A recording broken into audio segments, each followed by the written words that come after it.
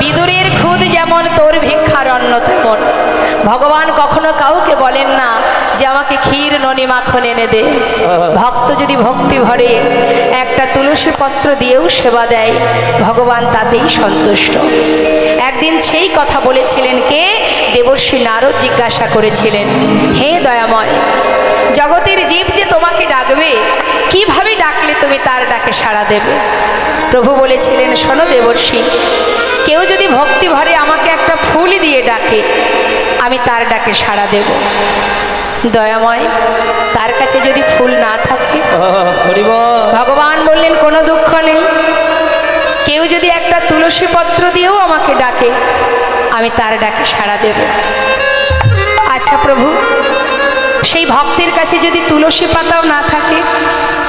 প্রভু বললেন, তাতেও দুঃখ নেই, কেউ যদি আমাকে এক গণ্ডূষ গঙ্গা জল দিয়ে ডাকে, আমি তাতেই সাড়া দেব। হে প্রভু, যদি তার কাছে গঙ্গার জলও না থাকে? প্রভু বললেন, তাতে আর দুঃখ কেন? এই জগতের কোনো কিছুই যদি না থাকে, তাতে কোনো দুঃখ নেই। আমি তো আমার প্রত্যেকটি সন্তানকে দুটি করে নয়নে দিয়েছি। হরিবল হরিবল। একটাই দিয়েছি গঙ্গা, একটাই দিয়েছি যমুনা।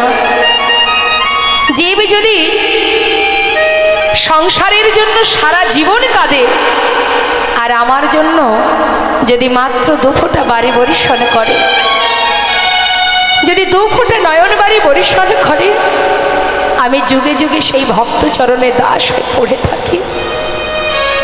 কেউ যদি আমাকে ডাকার মতো ডাকে, সারা জীবন ধরে ডাকতে হয় না, আমি যুগে যুগে সেই ভক্ত চরণে দাস হয়ে পড়ে থাকি।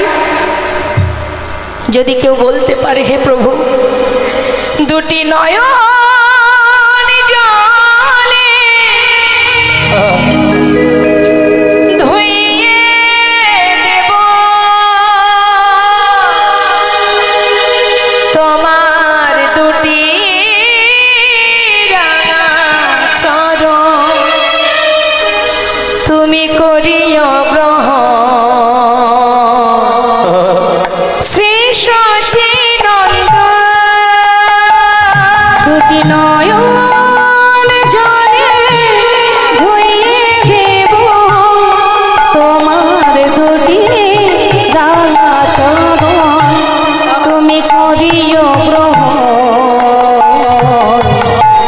শ্রী সচিদানন্দ দুটি নয়ন জলে ধুইয়ে দেব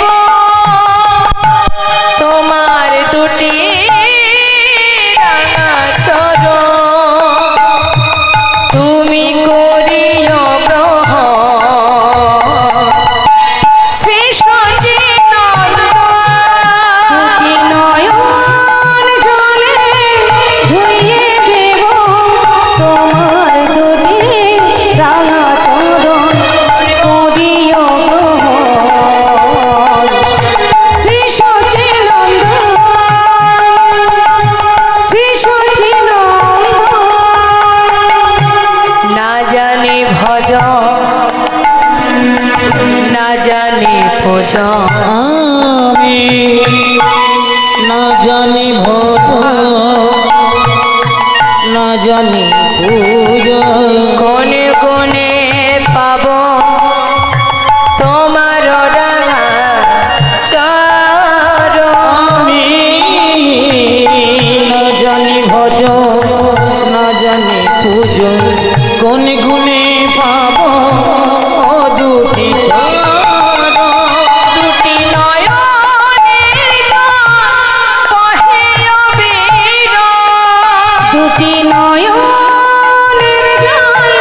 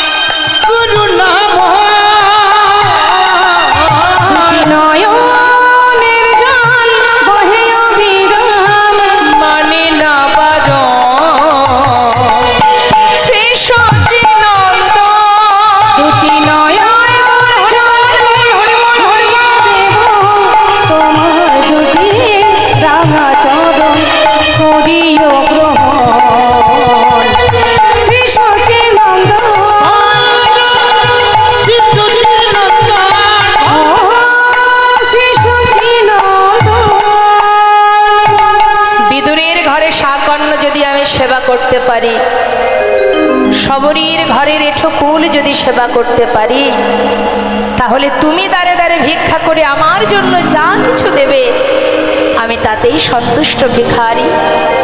এই ধন ঐশ্বর্য সঙ্গে করে নিয়ে যেতে হবে না, এগুলো ফেলে দাও। আহা, সত্য কথা মা। হস্তিনাপুরে ভগবান কৃষ্ণ যখন যায়, দুর্যোধন বলেছিল, সখা আমি তোমায় রাজভোগ খাওয়াবো। ভগবান বলেছিলেন, খেতেই যদি হয় তাহলে আমি বিদুরের ঘরে শাকন্য সেবা করব। বিদুরের স্ত্রী একটি কলার খোসা সেবা দিয়েছিলেন, শ্বাস ফেলে দিয়ে কলার খোসা, ভগবান সেটাই সেবা করেছিলেন, কারণ তাতে ছিল শুদ্ধ প্রেম। চোখের জলে বুক ভাসিয়ে কাঁদছে, আজ আমার ঘরে ভগবান এসেছে, কি খাওয়াবো? মনের আনন্দে একটি কলা সেবা দিতে গিয়ে ভুল করে শ্বাস ফেলে খোসাটা দিয়েছিলেন। ভগবান সেই খোসাটাই সেবা করছে আর ভক্তের দিকে তাকিয়ে আছে। শুধু তাই নয় মা, রাম অবতারে সবরই যে সকলের অবহেলিতা ছিলেন, ঘৃণার পাত্রী ছিলেন, সেই সবরই দীর্ঘদিন ধরে জঙ্গলের মধ্যে রামের আশাপথে নয়নে দিয়ে রামকে কি খাওয়াবে সেই চিন্তা করে জঙ্গল থেকে কুল পেড়ে আগে নিজে খেয়ে দেখতো কুল টক না মিষ্টি। যেটা এঁঠো কুল দেখা যাচ্ছে সেটা মিষ্টি, অর্ধেকটা খেয়েছে আর অর্ধেকটা গুছিয়ে রেখেছে। কেন? রাম আসলে রামকে দেব। ভক্তি যদি থাকে, শুদ্ধ প্রেম যদি থাকে, তুমি যেভাবে সেবা দাও না কেন তাতেই ভগবান সন্তুষ্ট। সে তো আর কিছু চাই না। ভক্তি ভরে যদি তুমি ভালোবাসতে পারো, আর কিছু সে চায় না। তার একটা প্রমাণ আপনাদের দেব, বেশি দূর নয়, বর্ধমান জেলায়, যেটা আজও বর্তমান, আপনারা দর্শন করে আসবেন।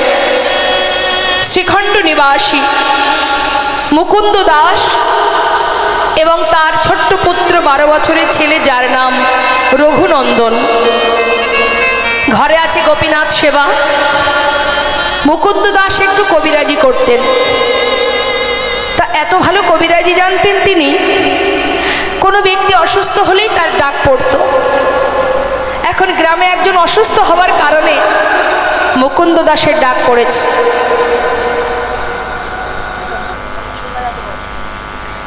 যেই না মুকুন্দ দাসের ডাক পড়েছে, মুকুন্দ দাস চিন্তায় মগ্ন, আমি কি করব। একদিকে ঠিক দুপুরবেলা আমার ঘরে গোপীনাথের সেবা, আর একদিকে গ্রামে একজন অসুস্থ। আমি একা মানুষ, কোন দিকে যাই? মুখে হাত দিয়ে চিন্তা করছি। 12 বছরের ছেলে, আমাদের অনেকেরই ঘরে আছে মা, ছোট্ট সন্তান এসে জিজ্ঞাসা করছে, বাবা তুমি কি কিছু ভাবছো? হ্যাঁ, আমি একটু চিন্তা করছি। কি চিন্তা করছো আমাকে বলো।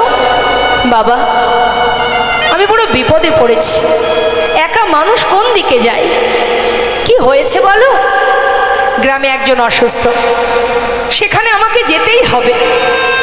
আবার একই সময়ে ঘরে আমার গোপীনাথ, তার সেবা, আমি কোন দিকে যাই বল।